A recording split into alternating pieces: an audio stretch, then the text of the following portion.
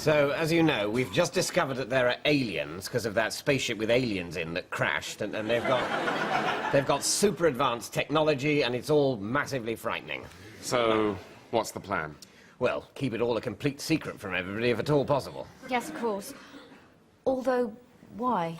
Well, if everybody knew that there were aliens, they might try and help us research or defend against them. Why don't we want that? Just general sort of, well, it's nice to have secrets, isn't it? Plus, the government is very keen that nobody should blame them for there being aliens.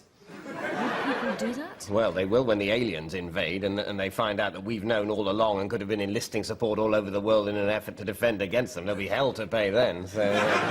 Yeah, cross that bridge when we come to it. In the meantime, let's keep the existence of aliens, which is in no way our fault, or, at this point, exclusively our problem, a complete secret.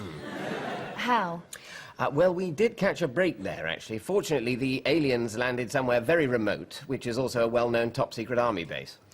Thank God for that. So we can hide away the dead aliens in that facility. We can also do an autopsy on them there and not tell anyone the results. Yes, and just to make sure that nobody ever finds out, we should film it. Agreed. Is there any other way that people can find out? I mean, between now and the alien invasion for which we'll leave the world unprepared. Well, they do keep abducting people for weird sex. Oh dear. Well, the compelling nature of the evidence those people are going to come back to Earth with is something we can do nothing about. Yes, well, we'll just have to pray that by good fortune there continue to be no independent witnesses. The other problem is that quite a few excellent black and white photographers have pictures of what can pretty much only be spaceships. I hate to be a skeptic, but why are we doing any of this? Well, it doesn't really make sense, does it? But it's just the sort of thing that generally governments do. So, we're all agreed that that's the best way to do it? Absolutely. It's so simple. No messing around with poison-tipped umbrellas or snipers. We just get a chauffeur drunk. Slightly drunk.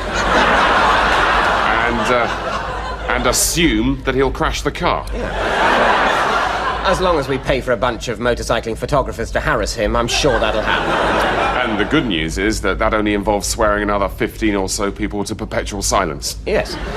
Plus, people always die in car crashes, don't they?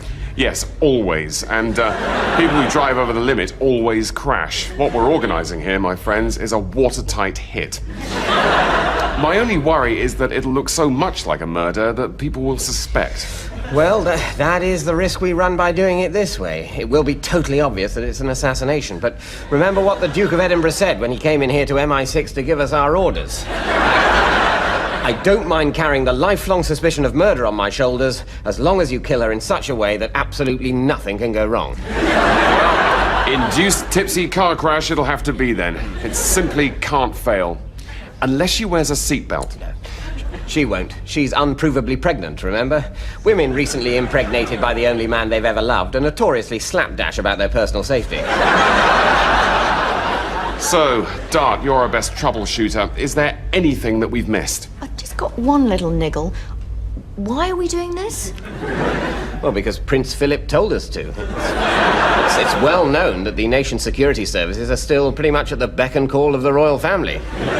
This is top priority. The IRA can do whatever they like this weekend, let me tell you. And why is he doing it? Well, because she's so popular. She's beautiful and everyone loves her. We need to kill her now so that people will go off her. Of course.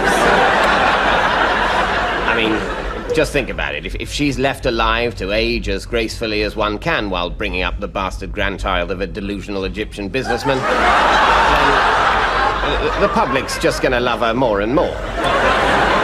You're quite right. As her appearance wrinkles and sags and she occasionally makes a vacuous remark about something complicated, people's hatred for the rest of the royal family will only intensify. Whereas, if she's dead, she'll be forgotten in a week. Yes, of course. You've made me feel very naive. Hello? Oh. Life imitating art, I suppose. Right. Well, thank you. Well, you can stand down, everyone. That all just happened by accident. Well, don't tell Prince Philip. We'll still get our fee. Wouldn't it be great to make everyone think we'd landed on the moon? That'd show the Soviets. What would it show them? Well, they'd think we'd landed on the moon and they'd be all afraid. Do this right and the Cold War could be over by 1971. Why don't we just release the footage of the Mars landings? No, it's vitally important that we keep the successful mission to Mars a secret. But I've got a hunch that if we pretend to have landed on the moon, that will be in some way intimidating. Will people believe us? Oh, I'm sure they will, to the extent that we won't even need to bother to pay much attention to detail with regard to flags and shadows and so on. Dart, you're the top spy in the Secret Service when it comes to misleading footage. What do you suggest? Well, to start with, of course, we'll need to build a massive rocket. Why? We're not actually going to the moon. Sorry, I thought that was the point. Have I got this wrong? We'll need a massive rocket because the first question people will ask when we show them the footage of the moon will be, how did you get there? So we'll have to be able to say, we went in that massive rocket you saw. So we're not actually going to make any kind of saving in terms of the cost of a massive rocket? No, but we will be making a saving on the cost of actually going to the moon. True. And what costs are involved in actually going to the moon? Well, the main one, to be honest, is the massive rocket. Any others? Well, other than that, it's mainly catering. So we'll make a saving on that. Well, no. In fact, it'll probably be more expensive to cater for an entire film crew for the duration of a shoot than it would be to feed 3 astronauts.